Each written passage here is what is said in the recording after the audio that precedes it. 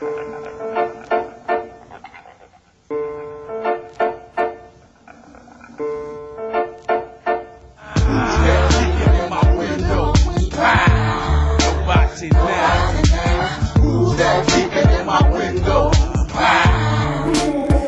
ourselves and making sure our community thrives. Not survives, but thrives. I'm very happy to see these young brothers out here speaking on behalf of our people, because we need to get back to some sort of a cohesive movement that we don't have right now. You know, Che Guevara said words are beautiful, but actions are supreme. When we say we have to wake up, I believe that we all are very much awake. There's no movement in being neutral. You got to get in gear and pick your side. You gonna park or you gonna drive. That's right. You understand what I'm saying? Man, first of all, I'm kind of, excited to be next to Miss Brown on the side of me and the Goodie mob, I was with these folks, man. I was listening to y'all back then, y'all real, and I like that. So don't take a tough guy to go to penitentiary. I did 25 years, not because I chose to, because it was forced upon me, and I bit into something that I thought I understood. No, we don't really understand what's going on that other side. It's master at its best, and that's until you wake up from that, you're gonna realize that it's your own that you're destroying. We're gonna continue to be beat down the way we did beat down. There's a lot of violence being perpetrated against us, and yet we talk about so-called black-on-black crime or black-on-brown or what have you.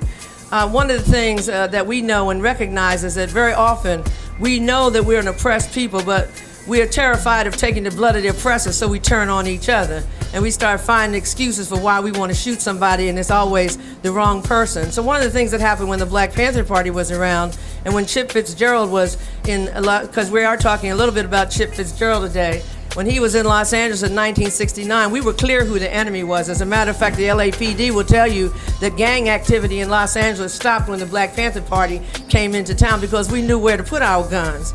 So just to say stopping violence is one thing. The question is, do we have a right to defend ourselves when our communities continue to be occupied by people who have do not have our interest, and when the agenda is not in our interest? You make a conscious decision to be ignorant, and you put in jeopardy what is necessary, what is imperative, what is urgent, and you act as if you're some unofficial agent and aiding and abetting the genocide, which is taking the lives and endangering our communities. And I'm saying, like, as we speak, somebody is dying right now.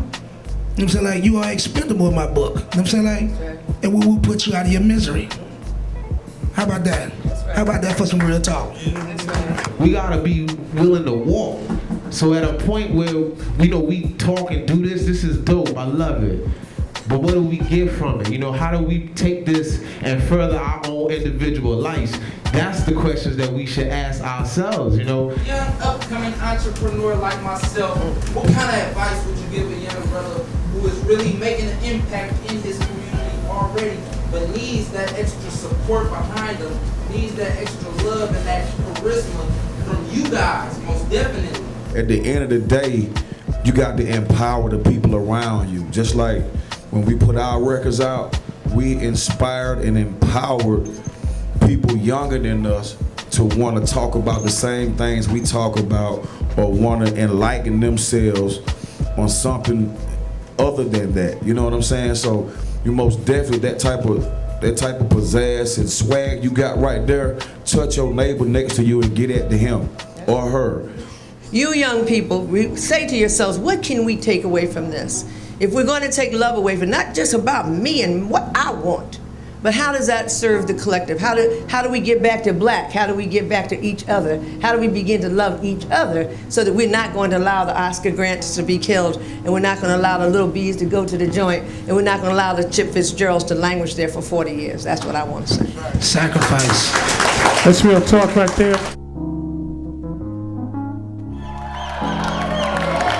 So I want to thank all the people that helped make the community event happen. I want to thank all the people that helped make this show happen. I want to thank all of y'all for supporting these artists, supporting these shows, and make sure we keep positive hip-hop making it happen out here.